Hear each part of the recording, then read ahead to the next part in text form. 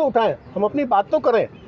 उसमें न कोई सरकार लाठी मार सकती, न कोई गोली चला सकती, न हमारी आवाज़ दबा सकती।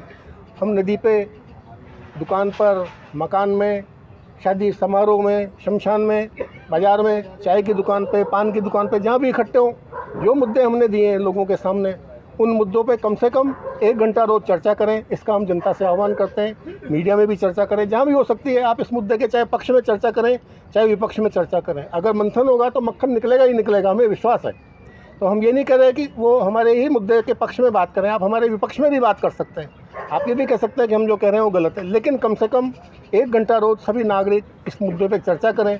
ये चर्चा आंदोलन है जिसको लेकर के हम पूरे देश में जाएंगे। लोग अपने आप तो चर्चा करेंगे ही, उसके अलावा हम पूरे भारत की एक यात्रा भी निकालने वाले हैं, जिसमें हम पूरे भारत में घूमेंगे, लोगों के साथ मिलेंगे, संपर्क करेंगे। और फिर वो है, अभी आपने कहा कि संविधान सबकी रक्षा करता है, क्या कारण है कि पिछले 10 सालों में संविधान की रक्षा करने के लिए लोगों को इसमें क्या हुआ कि जो बाबा साहब अम्बेडकर ने और दूसरे भी जो संविधान निर्माता थे, उन्होंने ये कल्पना भी नहीं की थी कि लोगों का नैतिक स्तर इतना नीचे गिर जाएगा कि लोग दावा करेंगे कि हम जेल से सरकार चलाएंगे। अब ये तो उनकी कल्पना के बाहर की बात थी, उन्होंने तो इस बारे में संविधान में लिखा ही नहीं कुछ। इसी तरीके से लोग ये कह देंगे ये तो चुनावी जुमला था, ये भी उनके कल्पना के बाहर की बात थी कि वो अपना वादा तो पूरा नहीं करेंगे, ऊपर से चुनावी जुमला कह देंगे। सरकार एक घोषणा करेगी, दूसरे साल नई घोषणा लेके आ जाएगी, बगैर ये देखे हुए कि पहले की घोषणा पालन हुई या नहीं हुई। तो ये उन लोगों की कल्पना से बाहर था, और इसलिए उन्होंने क्या किया कि जो भी अच्छी अच्छी बातें थी उनको नीति निर्देशक तत्व बना के लिख दिया गया कि सरकार इनका पालन करेगी।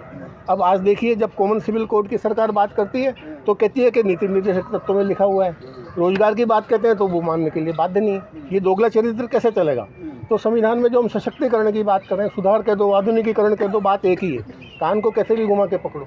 उसका मतलब ये है कि सबसे पहले संविधान में ऐसे चोर दरवाजे बंद करने पड़ेंगे। तो हमें नीति निर्देशक तत्व में साफ लिखना पड़ेगा कि सरकार उसको मानने के लिए बाध्य है। अगर सरकार उसका पालन नहीं करती है तो सुप्रीम कोर्ट उसको बेदखल कर सकता है।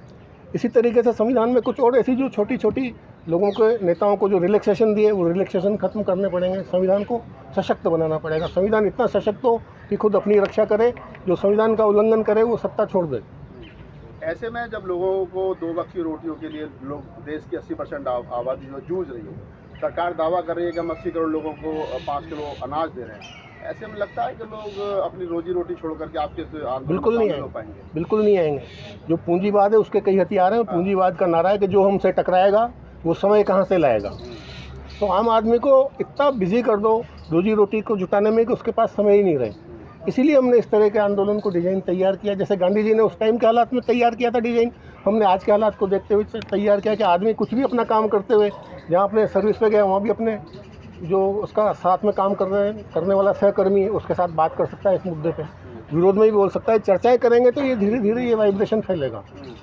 डॉक्टर अम्बेडकर ने कहा था कि सरकार की जिम्मेदारी है रोटी, कपड़ा, मकान। बिल्कुल, सरकार तीनों जिम्मेदारी से भाग रही है। हाँ, तो वही तो उसमें मैंने क्या करेंगे आप लोग, कैसे दबाव बनाएंगे सरकार पे दबाव? देखिए, एक अन्ना जी ने आंदोलन के टाइम पे बहुत अच्छी बात की थी कि नाक दबाओगे तो मुंह अपने आप खुलेगा। तो सरकार की नाक को दबाना पड़ेगा। उसके लिए हम आए टैक्स पॉलिसी पर। सरकार टैक्स तो ले रही है, उसकी कोई अकाउंटेबिलिटी नहीं है, बेतहाशा टैक्स ले रही है। तो टैक्स भी लिमिटेड किए जाएँ, टैक्स की एक अधिकतम सीमा तय की जाए। आज हमारे घरों में कोई शादी समारोह होता है, कोई फंक्शन करते हैं हम, तो पहले अपना हैसियत देखते हैं, जितना हमारा बजट होता है उसके हिसाब से हम कार्यक्रम बनाते हैं। लेकिन सरकार पहले कार्यक्रम बनाती है, फिर उसके हिसाब से लोगों के ऊपर टैक्स थोप देती है। तो इस परंपरा को ठीक करना पड़ेगा। तो जनमत का दबाव ही एक ऐसा दबाव है जिसके आगे की सरकार झुक सकती है।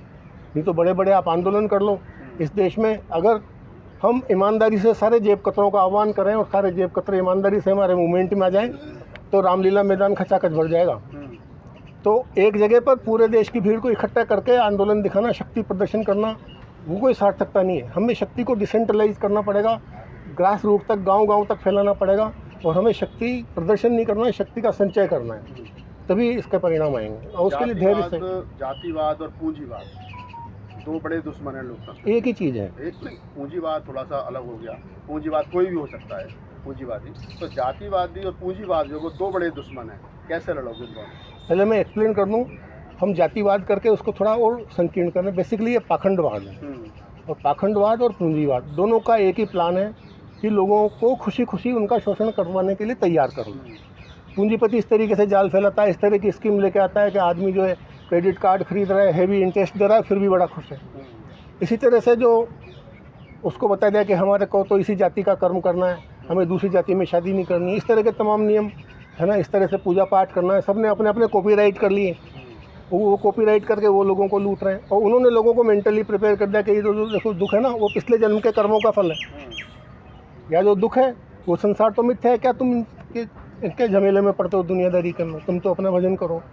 तो दोनों की एक ही साजिश है। इसलिए हमने जो स्लोगन दिया है, साम्यवाद दम तोड़ चुका है, दम तोड़ रहा है समाजवाद, मानव भक्षी बन बैठा है पाखंडवाद युद्ध पूंजीवाद, सब साथ रहें, सब लोग बढ़ें, गुणवान फलें, शैतान डरें, ऐसे विश्व का सृजन करेगा आस्तिक गतिक साम्यतावाद। अगला कदम क्या होगा फिर? अगला कदम हम शुरुआत तो जनसंपर्क से करेंगे छोटी छोटी सघन बस्तियों में, और उसके बाद जल्दी 21 अक्टूबर के आसपास हम एक भारत यात्रा की तैयारी करेंगे, जो सबसे पहले 1 महीने के लिए हम उसको दिल्ली में रखेंगे और फिर उसके बाद उसको बाहर ले जाएंगे। आज सरकार को कोई ज्ञापन वगैरह सौंप रहे हैं? जी, दिया हुआ है। ओवर।